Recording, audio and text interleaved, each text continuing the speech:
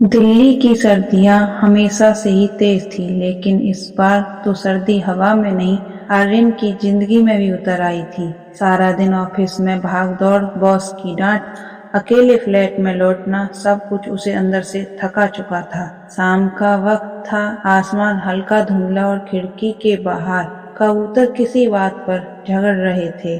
आर्यन ने थककर अपना बैग एक तरफ फेंका और अलमारी खोलकर अपने कपड़े ढूंढने लगा।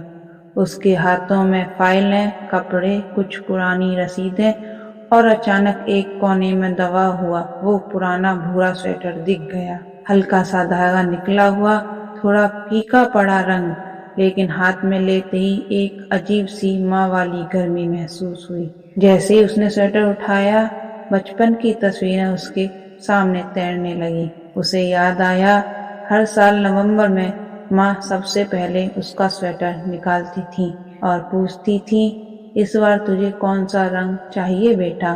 और वो हमेशा बोलता था, माँ ये भी ठीक है, बस ठंड ना लगे। माँ हमेशा हंसती थी, ठंड तेरे बाप को लगेगी, तू तो बस बहाना ढूंढता है छींके मारने का। उनकी हंसी में एक अजीब सी मिठास थी जो अब बस यादों में बची थी। कॉलेज आने के बाद सब बदल गया। दोस्त, मोबाइल, स्टाइल, सेल्फी, इन सब के बीच माँ की नरम ऊन से बुनी दुनिया कहीं पीछे छूट गई। एक बार उसने कॉलेज में मम्मी का बुना हुआ स्वेटर पहना था तो उसके दोस्त हंसने लगे थे, भाई ये तो गांव वाला लगता है। आर्यन भी हंस पड़ा था, लेकिन उस रात जब माँ ने वीडियो कॉल पर पूछा कैसा लग रहा है स्वेटर, तो उसने झल्लाकर कहा, माँ प्लीज, अब बच्चे नहीं हम, ये पुराने स्टाइल मत भेजा करो। कुछ पल की चुप्पी के बाद माँ ने बस इतना कहा, अच्छा कोई बात नहीं बेटा। लेकिन उनके चेहरे पर आई हल्की उदासी उसे याद नहीं रही, अब याद आई और बहुत गहरी लगी। आर्यन ने स्वेटर को सीने से लगाया और उसे एक और बात याद आई। उस साल पहले एक ठंडी रात में माँ तेज बुखार में थी, फिर भी वो उठकर उसके लिए सूप बनाने रसोई में चली गई थी। वो कहती थी, तेरा गला बंद ना हो जाए, ठंड जल्दी लग जाती है तुझे। तब वो चिढ़ गया था, माँ प्लीज सो जाओ, इतना भी क्या हो गया है। आज वही बात उसके दिल में तीर की तरह चुभ रही थी। कमरे में हीटर खराब पड़ा था, हवा में ठंड थी, लेकिन उसके हाथों में स्वेटर था और उस स्वेटर में उसकी माँ की पूरी उम्र का प्यार। आर्यन ने धीरे से स्वेटर को चेहरा लगाकर सूंघा, अब भी वही हल्की हल्दी और सरसों के तेल की खुशबू। उस खुशबू ने उसकी आंखें भर दी। उसे ऐसा लगा जैसे माँ अभी भी उसके बाल बिगाड़ते हुए बोल रही हो, चलो स्वेटर पहन लो, नहीं तो छींके मारते रहना। वो अचानक बैठ गया और आंसू उसके गालों पर बहने लगे। शायद ये वही प्यार था जिसे उसने बड़ा होते होते कहीं खो दिया था।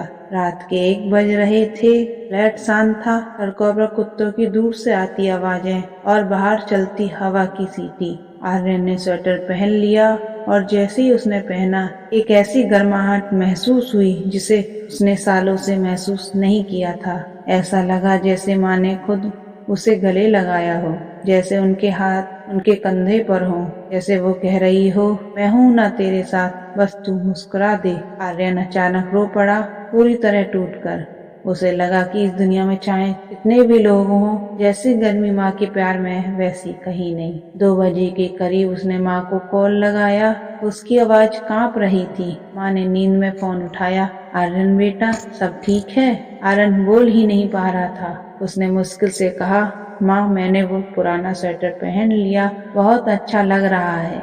उस सेकंड तक फोन के उस पार खामोशी, फिर माँ ने धीमी आवाज में कहा, मैंने तेरे लिए ही बनाया था बेटा, तेरी ठंड मुझे नींद नहीं लेने देती थी। आर्यन की आंखों में फिर आंसू बहने लगे। उसने कहा, माँ मैं बहुत बदल गया था, माफ कर देना। माँ ने धीरे से कहा, बच्चे बड़े होते हैं बेटा, माँ का दिल नहीं बदलता। इन लाइन ने आर्यन की पूरी जिंदगी बदल दी। सूरज की हल्की रोशनी कमरे में आई। आर्यन स्वेटर पहने सो गया था। सुबह उठकर उसने महसूस किया उसका पूरा मन हल्का है, जैसे किसी ने बोझ उतार दिया हो। उसने तय किया वो माँ के कॉल कभी मिस नहीं करेगा। वो हर सर्दी ये स्वेटर जरूर पहनेगा और सबसे जरूरी वो माँ को अपनी जिंदगी में फिर से सबसे पहले रखेगा, क्योंकि वो समझ चुका था माँ का प्यार कभी पुराना नहीं होता।